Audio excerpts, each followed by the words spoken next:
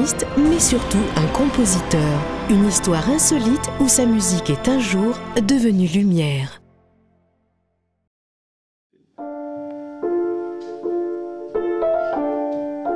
C'est vers l'âge de 6 ans que Luc Béweer débute l'étude du piano dans le pensionnat où il séjourne. Au décès de son père, Pierre Béweer, expert comptable dans une usine près de Liège, Luc est admis à la maison de Nazareth où il sera pris en charge par les Sœurs de la Providence. C'est en passant derrière une mystérieuse porte vitrée que Luc entend des sons de musique. Du piano. La révérende Sœur Thérèse de l'Enfant Jésus ne donne malheureusement cours de piano qu'à des filles. Sous l'insistance de la maman de Luc, Sœur Thérèse accepte de prendre en charge ce garçonnet dont elle ne connaît pas encore le haut degré de turbulence. Il paraît que vous vous cachiez quand c'était le moment de... Piano. Ah ben oui, hein. Il aimait mieux d'aller faire du foot que... Si tu m'avais eu, tu aurais été tanné. Et curieusement, de tous ses élèves, Sœur Thérèse n'en verra qu'un seul qui fera de la musique son métier, celui qu'elle dénommait le garnement. Il y restera 5 années et se rendra ensuite chez le pianiste Charles Ernst qui lui insufflera la passion du piano et de la musique. Il commence à donner en public ses propres compositions à l'âge de 11 ans, puis des récitals de piano. Il entre au Conservatoire de Liège à 18 ans sous la direction de Monique Pichon. Il obtiendra son premier prix de piano 5 ans plus tard, tout en décrochant une licence en psychologie à l'Université de Liège. C'est alors qu'il décide de poursuivre dans la voie de la composition. Luc achète son premier synthétiseur afin de trouver d'autres sonorités que le piano. Tout en fréquentant à l'époque des petites radios pirates, il composera des musiques originales pour des publicités. Suite à ses débuts dans l'audiovisuel, suivront des commandes pour des pubs télévisées et des musiques pour films d'entreprise. En 1986, il compose sa première musique pour orchestre symphonique, intitulée Soundtrack, et créée au Canada par l'Orchestre symphonique des Jeunes de Liège. Luc prend alors réellement goût à la musique de film et à la composition pour grand orchestre. En 1987, il s'inscrit comme concurrent au Festival mondial de l'image sous-marine d'Antibes au concours La musique et la mer. Il y remporte le premier prix François de Roubaix. En des années, au festival, nous avions des réalisateurs de films qui utilisaient des musiques, et bien souvent les mêmes. Jean-Michel Jarre, Angelis et autres. Et on s'est dit, il doit y avoir quelque part quand même des gens qui ont de l'imagination pour faire une musique, une création nouvelle. Et il faut mettre ces gens en rapport avec les réalisateurs d'images. Donc on a créé le prix La musique et la mer. Et Luc Béweer, bien, s'est passé à Liège. Une de ses connaissances, quand j'ai annoncé ce prix, m'a dit « Je connais un auteur qui certainement sera intéressé ». Luc Béweer s'est présenté, il a pris le premier prix et puis depuis, il ne quitte plus Antibes. C'est le début d'une longue série de collaborations avec des réalisateurs de documentaires en Belgique et en France. 1989, Luc est invité par l'océanologue Daniel Baye à la station de recherche sous-marine Starezo à Calvi, en Corse. La rencontre avec l'océanologue Daniel Baye s'est faite au Festival d'Antibes et Daniel Baye est venu me trouver en me demandant si je ne voulais pas prendre mes synthés et aller composer carrément au milieu de la Méditerranée à la station de recherche sous-marine Starezo. Alors je me souviens, je suis parti avec mes synthés, mes tables de mixage, on a pris l'avion et puis alors en jeep dans une route épouvantable pour arriver à la station. Tu vois, l'arrivée à Starezo par la terre, c'est d'abord 4 km de route infernale, mais pour arriver dans un site tout à fait isolé. Et là, c'était le paradis. Au bord de l'eau, je pouvais composer la musique et j'ai fait cette musique qui s'appelle Starezo Baye. Mais alors par après, j'ai fait aussi près d'une trentaine de films avec Daniel Baye où j'ai fait les musiques. Et puis Starezo, c'est aussi ma première plongée. La première plongée de Luc est ainsi filmée par la télévision française, un grand moment du film sous-marin. Néanmoins, même si la performance subaquatique n'est pas de taille, la musique sera primée à Antibes comme meilleure musique de reportage.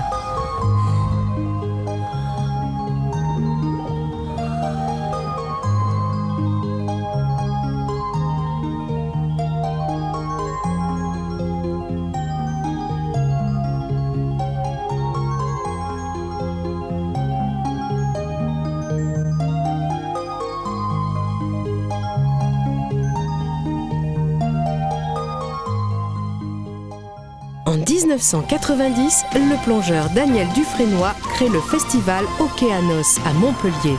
Il demande à Luc Béouir de composer le générique de son festival. Sans le savoir, Luc crée alors une musique qui sera un tournant dans sa vie de compositeur, Océanos, et joue en direct tous les soirs. La musique, liée à l'image sous-marine d'un diaporama géant, soulève l'enthousiasme.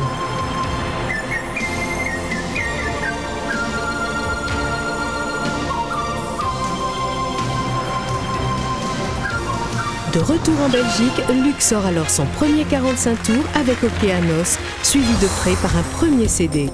Cette musique se retrouve sur quantité de vidéos amateurs, reportages télévisés pour enfin tomber dans l'oreille d'un organisateur de concert, Roger Lecoq. Il entreprend de réaliser le plus grand concert son et lumière de Belgique et pour cela, il veut Luc Béouir au milieu du lac de Robertville. Alors, Robertville, ça c'est une expérience tout à fait particulière. Quand j'ai eu un coup de téléphone de ce gars qui me dit qu'il veut me faire jouer au milieu du lac de Robertville, j'ai écrit un canular monumental et j'y ai plus cru. Et puis quelques semaines se sont passées, j'ai complètement oublié cette histoire. Et puis un jour il m'a téléphoné en disant ça y est, c'est ok, on part sur le lac de Robertville. Et là alors, il a fallu commencer à composer et à me remettre en question sérieusement pour monter sur une scène parce que c'est pas du tout mon truc que d'être sur une scène. Quelques semaines plus tard, le fameux concert du lac de Robertville est mis sur pied avec force moyens. Jeux d'eau, laser, feux d'artifice, chorale et musiciens au milieu du lac. Plus de 12 000 spectateurs vivront ce moment de magie. La presse, la télévision, la radio feront de ce spectacle un moment inoubliable. 2 mois plus tard, les portes du Temple de la musique s'ouvrent à Luc. Bruxelles, Forêt nationale. 2 heures de concert, 30 minutes de rappel. Luc Béouir passe de l'ombre à la lumière.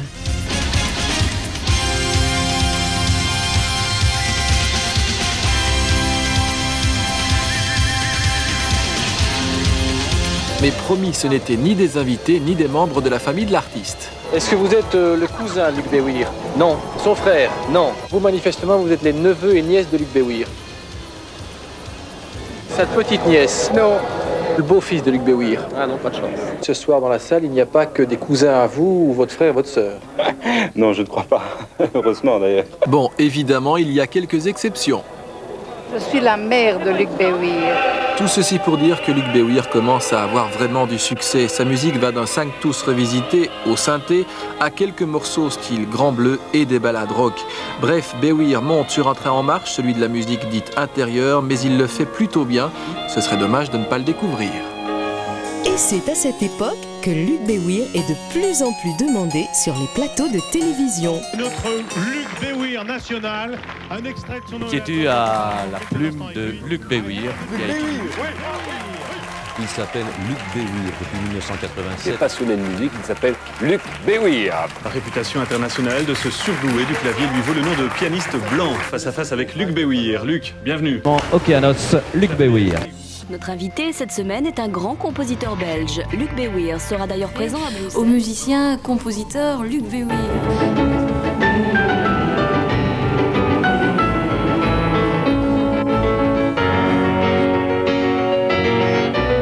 Par Luc Béouir et René Fourré.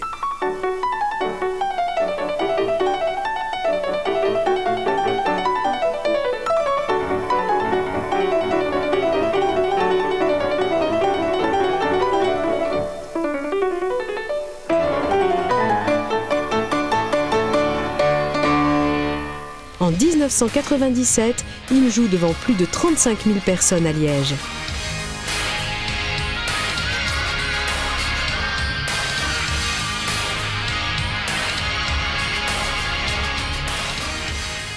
Mais durant cette période, il ne quitte pas la voie de la composition pour film. Le réalisateur Alain Trélu lui confiera la musique de ses films comme Les Archers de Neptune, Objectif Atlantide et surtout Jacques le Dauphin avec Jacques Mayol. Il enchaînera en 1995 sur le film Balaïna de Luc Yeul avec Jean Rochefort, primé autant pour la musique que pour le film à Antibes. Luc recevra pour l'occasion le prix Sabam.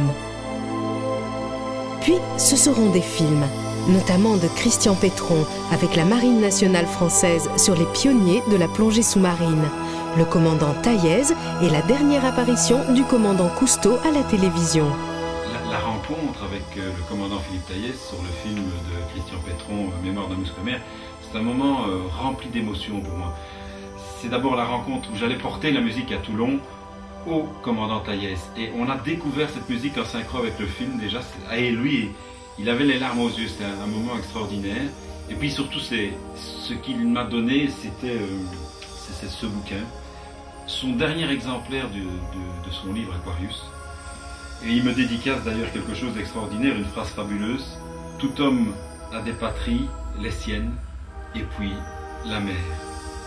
Il enchaînera une collaboration de plusieurs années avec Rémi Thésier sur 6 grands films documentaires. Des films animaliers avec Jean-Yves Collet, des documentaires scientifiques de François Amado, Daniel Baye et bien d'autres encore.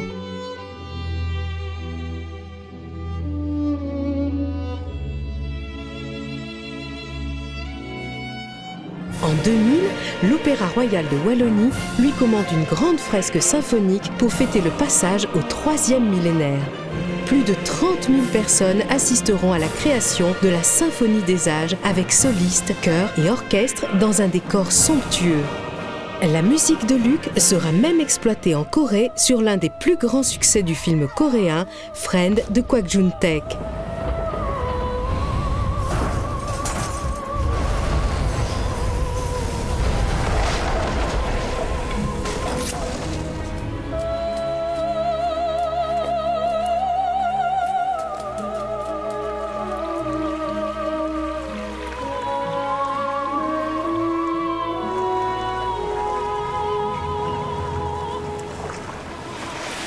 L'incursion en Asie ne se fait pas attendre avec des CD vendus par dizaines de milliers et des concerts en Chine, où Luc renoue avec le piano, son instrument de prédilection.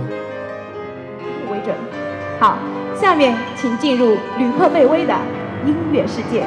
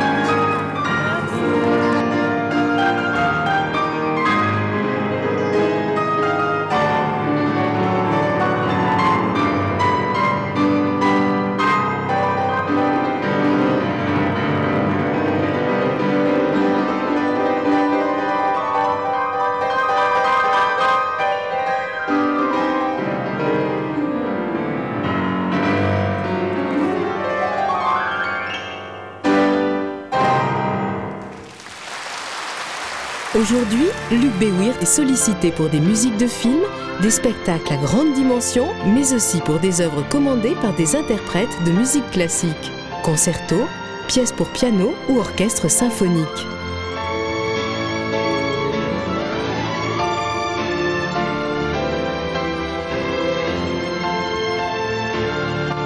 Comment pourrions-nous mieux le cerner que par cette phrase d'un critique français ? Transitant entre classique et moderne, Béouir se révèle aujourd'hui comme un compositeur à part entière. Abordant avec aisance tous ses styles de musique, sa large palette de création témoigne des qualités considérables d'un compositeur en pleine maturité, d'un musicien de notre temps et d'un artiste incontournable au seuil du XXIe siècle.